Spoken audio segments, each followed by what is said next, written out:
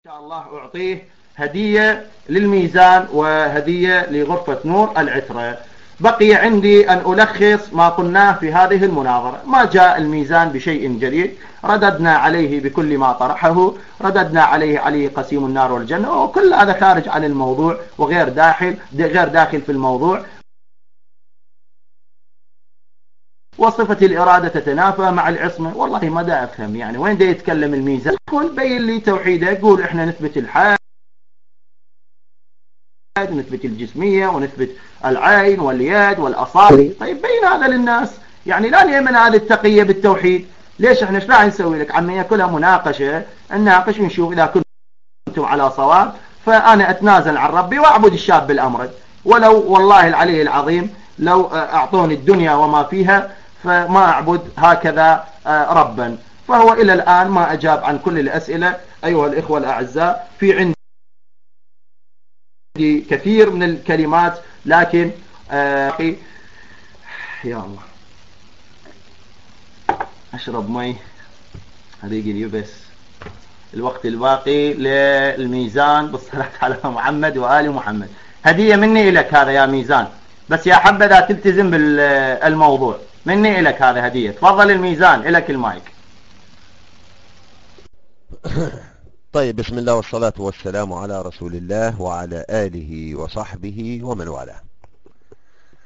هو ليس اعتراك، ولكني سأفاجئك في نهاية المداخلة بإذن الله تعالى وعونه ومنه وفضله. أنت قلت أن الإمام الدشتي في كتاب سماه أثبات الحد لله ساق فيه الباب من أحاديث وآثار والأحاديث المتواترة على أنه قال أن لله حد. تقدر تجيب لي قوله؟ اكتب لي على التكست نعم أو لا. تقدر إنه تجيب لي قوله بالضبط أنه قال كذا كذا كذا لله حد؟ تقدر؟ هذه منك ضمنتها في الكلام، وهذا كذب صريح على أنه قال أن لله حد. ما بصير هالكلام يا العراقي، عيب، حرام، اتق الله. على أنه قال هذه من عندك، ما بصير تضمنها في الكلام بحيث توهم المستمعين أنه قال أن لله حد. بتجيب من عندك أنت وبتحط بلب الكلام، ما بيصح. الآن مطلوب منك تجيب لي قول الدشتي يرحمه الله. تمام؟ القول قال الدشتي أنا أقول أن لله حد وذلك كذا كذا كذا، مش تقول على أنه قال. ما بيزبط هالحكي، بارك الله بك إن كنت تستحقها. 2، حول الدارمي في رده على الجهمية أن الكلمة قد اتفق الخلق على أن الشيء مخلوق. هنا ماذا يعني الشيء؟ يعني كل مخلوقات الله أشياء، وأنه لا شيء له حد وصفة إلا ويكون عدما.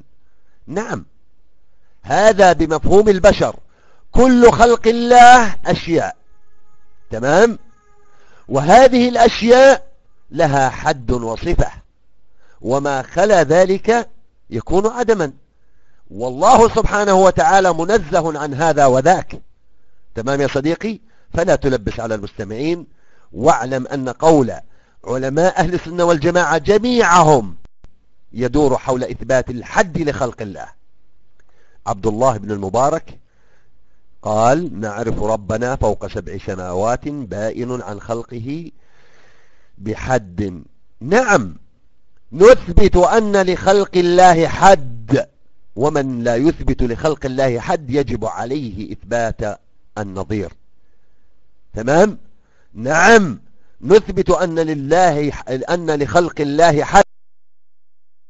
طيب أسألك سؤال باختصار، هل العرش من خلق الله؟ راح تقول لي نعم. أسأل العترة الموجودين، بما أن العرش من خلق الله هل له حد؟ الجواب نعم.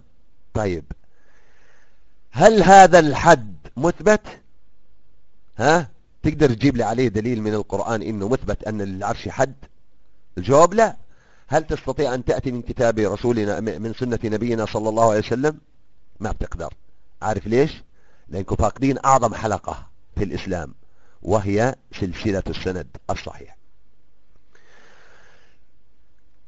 درء التعارض: في السماء السابعة على عرشه بحد، أليس العرش له حد؟ وهنا المقصود بحد العرش. وإلا هل يعجبك أن تقول أن الله اختلط بعرشه كما يختلط بالإمام عندكم؟ مشكلة. صح؟ صح. بعدين بتدلس على أهل السنة والجماعة كثيرا يا العراقي مسنجر. شوف تعطيك إطلاقة ذرية: أقسم بالله الذي لا إله إلا هو إن جئت لي بعالم سني من علماء أهل السنة والجماعة قال قولا أن لله حد فإني سأبرأ منه براءة أمام الله وسأكفره.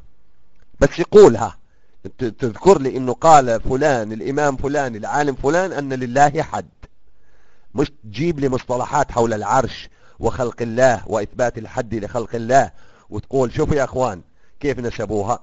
لا تعمل لعبة وعد اللامي هذا، بقرأ بكتاب باخذ منه فكرة وكتاب ثاني باخذ منه فكرة ثانية بزاوجين مع بعض وبيطلع بنتيجة حتى يثبت أن أهل السنة مكفرة. لا تلعب اللعبة هاي بعيدة عنك. أما قول الألباني فنعم كلامه صحيح. المسلم والبخاري صحيحان بالمطلق بالنسبة لشروطهم. تمام؟ انت ما بتفهم معنى الصحيح لأنه أصلا ما في عندكم عناية بعلم الحديث. الصحيح بالنسبة لشرطه في البخاري، والصحيح في مسلم بالنسبة لشرطه. وكل البخاري المسند وليس الجامع. بدك تفرق، ادرس أول شيء وبعدين نجيب الاحتجاج. المسند كله صحيح بالنسبة لشرط البخاري، وصحيح مسلم كله صحيح بالنسبة لشرط مسلم. انتهينا. بذكرك في شيء اسمه معلقات ومتابعات، هذا فيه نظر والعلماء من نظر به. إذن قول الألباني نعم صحيح قوله، ليس بالمعنى المطلق للقرآن، لا، بالمعنى الذي يقاس به الصحة بالنسبة للشرط. الآن أبي أجيب لك شيء قال الخبيني في الأصول الأربعة في علم الرجال صفحة 34. قلت لك ما بطلع لك تحكي عن المسند ولا بطلع لك تحكي عن العلوم الحديثية، حتى علمائك ما بطلع لهم. أنا بستشهد من أقوال علمائك، نفس علمائك قالوا أنه ما بطلع لنا. اسمع الخبيني إيش بقول. يقول في الأصول الأربعة في علم الرجال صفحة 34. اسمع دقق، فتح عيوني، فتح أذانك معي وخلي بصيرتك متفتح شوية، وبالعترة عندك في الغرفة يفتحوا بصيرته بشوي.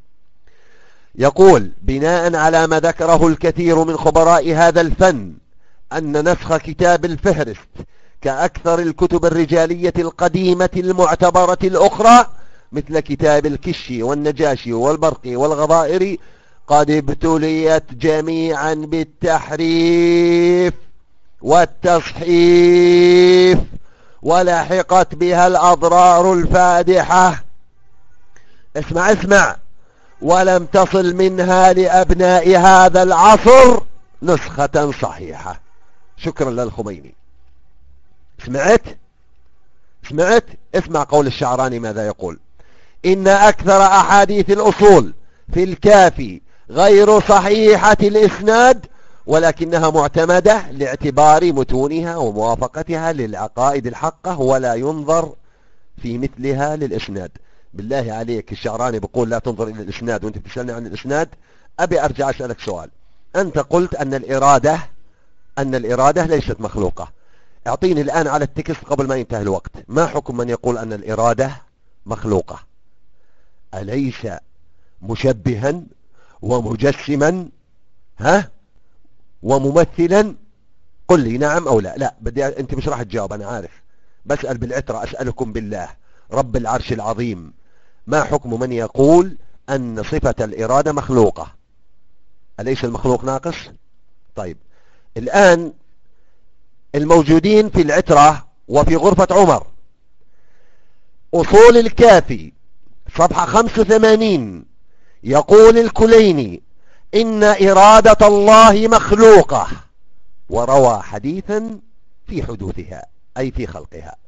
اكتب المصدر أصول الكافي صفحة 85 قال الكليني أن إرادة الله مخلوقة، وجاب الدليل كمان معه. إذن الكليني مجسم ومجزئ وممثل، زي ما بدك اوصفه، لكم اللقب.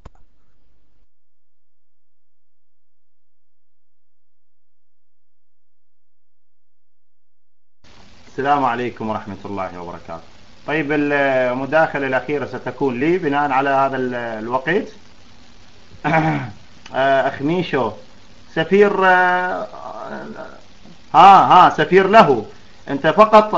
جيد جيد سفير، جيد. في وقت تظهر، وقت الحق تختفي سفير. ممتاز جدا سفير. فقط احسبوا الوقت. عندما كنت أناديك ما كنت موجود، يرجى الالتزام بالوقت. يا ممتاز ممتاز سفير، هذا هو الحق، هذا هو الإنصاف. ماكو مشكلة على كل.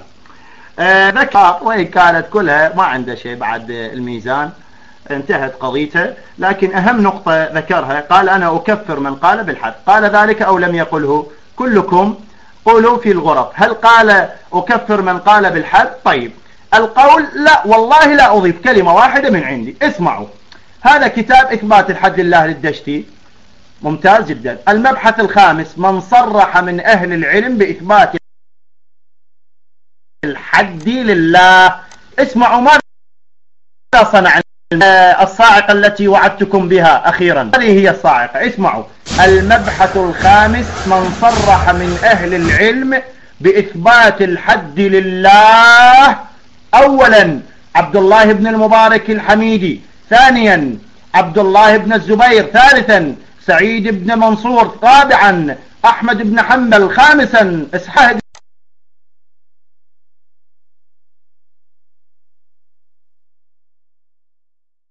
شاء الله أعطيه هدية للميزان وهدية لغرفة نور العترة. بقي عندي أن ألخص ما قلناه في هذه المناظرة. ما جاء الميزان بشيء جديد، رددنا عليه بكل ما طرحه، رددنا عليه قسيم النار والجنة، وكل هذا خارج عن الموضوع وغير داخل في الموضوع. وصفة الإرادة تتنافى مع العصمة.